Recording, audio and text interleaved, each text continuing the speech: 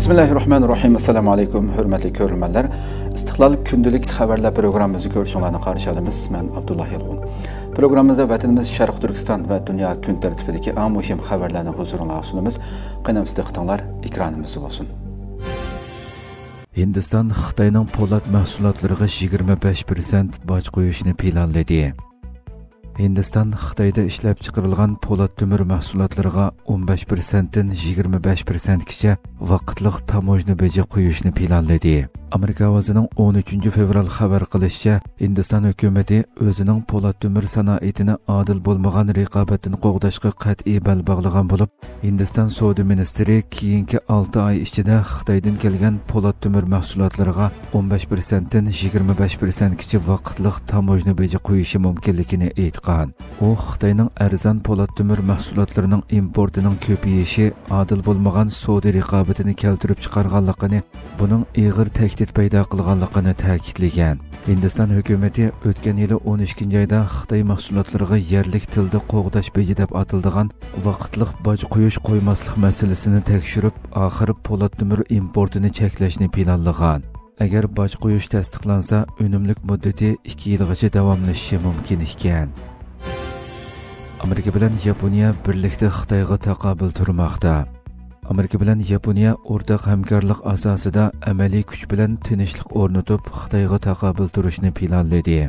Amerika ovozining 13 fevral xabar qilishicha, Amerika prezidenti Donald Trump va Yaponiya bosh vaziri Shigeru Ishibaning o'tgan haftadagi uchrashuvidan keyin ikki davlat Osiyo Tinch okean rayonida Xitoyga taqobil turish jihatida birdek pozitsiya bildirgan. Trump tinchlik va bexatarlikni saqlash bo'libmi Xitoyning iqtisodiy tajovuzchilik qilmishiga qarshi turish uchun ikki davlatning zich hamkorlashishi kerakligini ta'kidlagan. Ishiba Janubiy Osiyo Tinch okean rayonida erkin va ochiq vaziyatni amalga oshirish uchun Yaponiya Amerika ittifoqligini texmi mustahkamlash va qat'iy saqlash kerakligini, buning amaliyoti ikki davlatning manfaatini birlikda ilgari surish va Janubiy Osiyo Tinch okean rayonida tinchlik va gullanishni amalga oshirishning halqaliq nuqtasi ekanligini ta'kidlagan. Tahlilchilarning qarashicha, Trump bilan Ishiba o'rtasidagi tunji qatimliq rasmiy suhbat muvaffaqiyatli bo'lgan bo'lib, ikki amaldor muhim deb qaragan masalalarda Xitoyning besimiga taqobil turish va o'z davlatlarining manfaatini kuchaytirish qatorliq jihatlarda o'rtaq tunishga kelgan. Xitoy va ittifoqdoshlari Rossiya-Ukraina urushiga diqqat qilmoqda. Angliya mudofaa vaziri Xitoy, Iran va Shimoliy Koreyaning Rossiya-Ukraina urushining vaziyatiga alohida diqqat qilayotganligini ta'kidladi.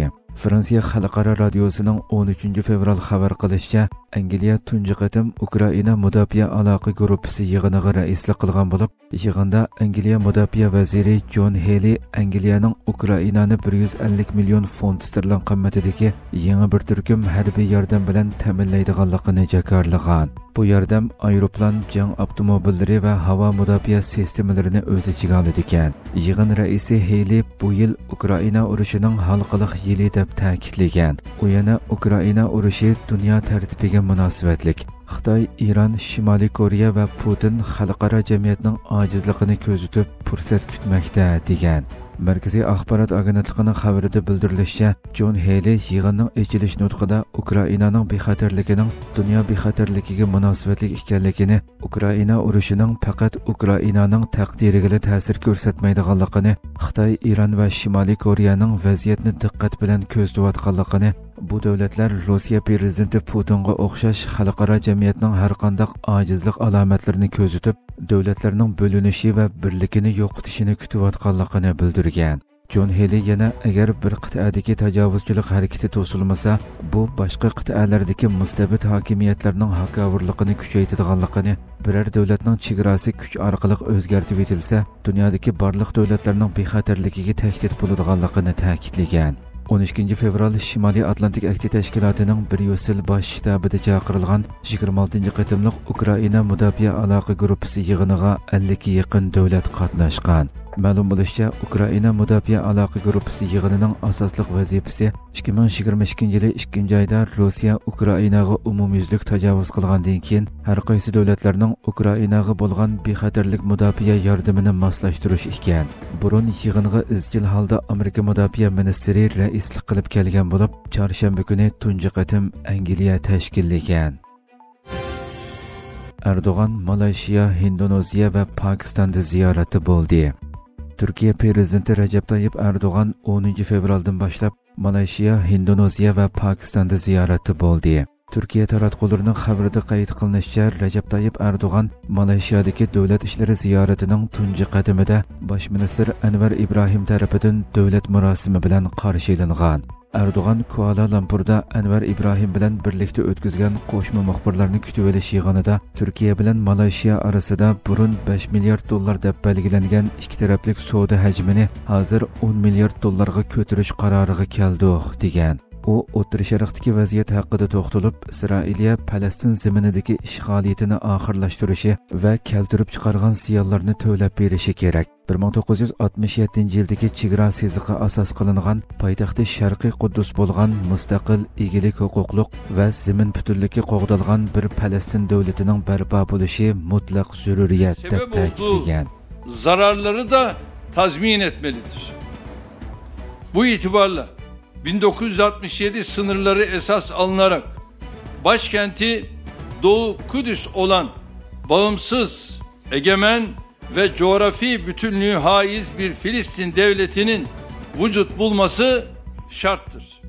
Malayziya bosh ministri Anvar Ibrahim muxbirlarni kutib olish yig'inida so'z qilib, biz dunyo musulmonlarining yetakchisi, adolat va kishilik huquqning himoyachisi bo'lgan bir rahbarni kutib olganimiz uchun baxtlikmiz dedi.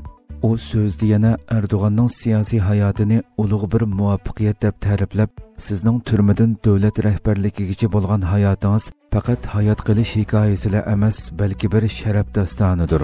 Bu qiyinchiliklar oldida bosh egmay, kuchli iroda bilan olg'a ilgirlashning namoyandasidir. Turkiya bugun tarixdagi eng kuchli, eng ishonchli va eng qat'iy davrini boshdan kechirmoqda, dedi. O so'zining davomida G'azza masalasida Turkiya rahbarlik rolini ustiga oldi. İnsoniy yordam jihatda mening bilishimcha boshqa hech qanday davlat Turkiyada ko'p ish qilmadi, dedi.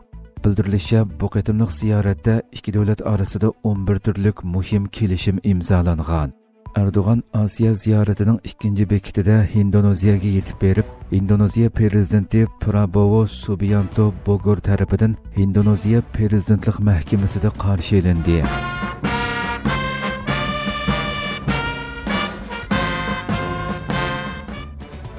Ikki davlat rahbarining ayrim suhbatidan keyin yuqori darajalik strategik hamkorlik kengashi yig'ini o'tkazildi. Hay'atlar aro suhbatlar oxirlashgandan keyin ikki davlat o'rtasida bir qator hamkorlik kelishimlariga imzo qo'yildi. Ikki rahbar yig'indan keyin qo'shma muxbirlarni kutib olish yig'ini o'tkazib, ikki davlat o'rtasida tarixiy munosabat va bundan keyin besiladigan muhim qadamlarning ahamiyati haqida to'xtaldi. Prezident Erdo'g'an Indoneziyadagi faoliyatlari jarayonida poytaxt Jakartada Turkiya-Indoneziya savdo munbiri yig'iniga qatnashdi. Erdo'g'an va hamrohligidagi vakillar o'maki bu qatimliq ziyoratning 3-bekiti bo'lgan Islomobodda Pokiston prezidenti Asif Ali Zardari, bosh ministr Shahboz Sharif va boshqa amaldorlar tomonidan aerodromda kutib olindi. Erdo'g'an dastlabda Pokiston bosh ministerlik mahkamasida bosh ministr Sharif bilan ayrim suhbat o'tkazgan. Rahbar 7-navbatlik yuqori darajalik strategik hamkorlik kengashi yig'iniga qatnashgan va kelishimlarga imzo qo'yish murosimiga riyosatchilik qilgan. Erdo'g'an har darajalik uchrashuvlardan keyin o'tkazilgan qo'shma muxbirlarni kutib olish yig'inida so'z qilib, yig'inimizda o'zaro munosabatimizni texmo kuchaytirish to'g'risida o'rtaq tunishga keldik. Bu doirada savdo tijorat, suv boyligi, yezi egiligi, energiya, madaniyat, oila va ijtimoiy xizmat, fan texnika, banka ishlari, ma'arif, mudofaa va sahiya saqlash qatorliq sohalar bo'yicha 24 kelishimga imzo qo'ydik, degan. Erdo'g'an Falastin masalasi to'g'risida to'xtalib, g'azzaliklarning ona vatanidan ayirib etilishiga qat'iy yo'l qo'yilmaydiganligini yana bir qatim ta'kidladi. Bu qatimliq ziyoratda Pokiston hukumati poytaxt Islomoboddagi eng asosli qatnash liniyalaridan biriga prezident Erdo'g'anning ismini qo'yish qarorini ma'qullagan. Erdoğan 3 davlatdagi ziyoratida har bir rahbarga Turkiyaning yerlik avtomobili tog'ini sovg'a qilgan. Trump Rossiya va Ukraina rahbarlari bilan telefonda so'zlashdi. Amerika prezidenti Donald Trump Rossiya va Ukraina prezidentlari Vladimir Putin va Volodymyr Zelenskiy bilan telefon suhbati o'tkazdi.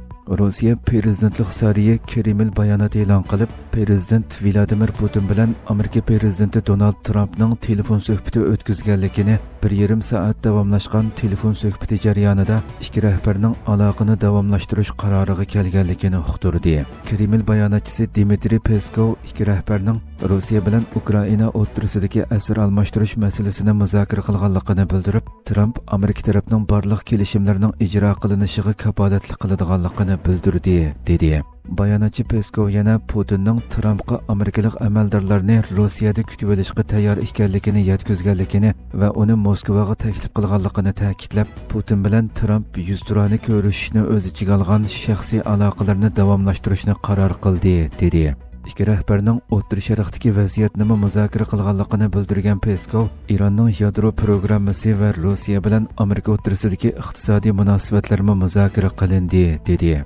Donald Trump Rossiya prezidenti bilan o'tkazgan telefon suhbati to'g'risida Cross Social nomli ijtimoiy taratquv suhbatida bayonot e'lon qildi. Putin bilan uzun va unumli telefon suhbati o'tkazib, ikki davlatning o'rtaq manfaatiga doir nurg'un masalalarni muzokara qilganligini bildirgan Trump, Amerika bilan Rossiyaning birlikda xizmat qilishining har ikki davlatga foydali ekanligini ifodaladi.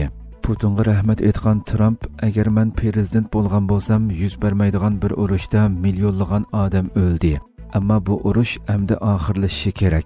Bu tirishchanlikning pat orada unumli natijaga erishadiganligiga ishonaman, dedi.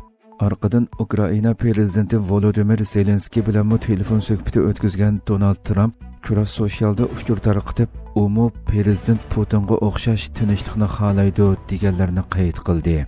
U Rossiya Ukraina urushining butunlay keraksiz o'lim va vayronchilik ekanligini va bu urushning endi oxirlashishi kerakligini ta'kidlab, Xudo Rossiya va Ukraina xalqini qo'g'dusin, dedi. Prezident Donald Trump Oqsaroyda o'tkazilgan bir imzo qo'yish marosimida bu haqda to'xtalib, Rossiya Ukraina urushini oxirlashtirish uchun Rossiya prezidenti Putin bilan yaqin kelgusida balkim Saudiya Arabistonda ko'rishadiganligini e'lon qildi.